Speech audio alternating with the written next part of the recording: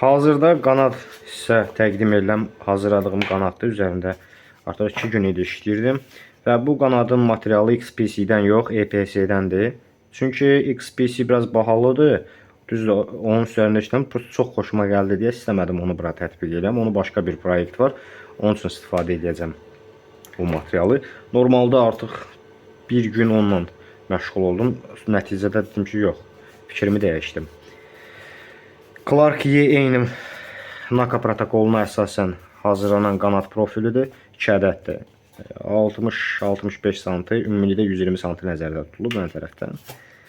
İdarə etmək üçün də bu göy servodan balaca kilo yarımlıq servolardan istifadə edəcəm.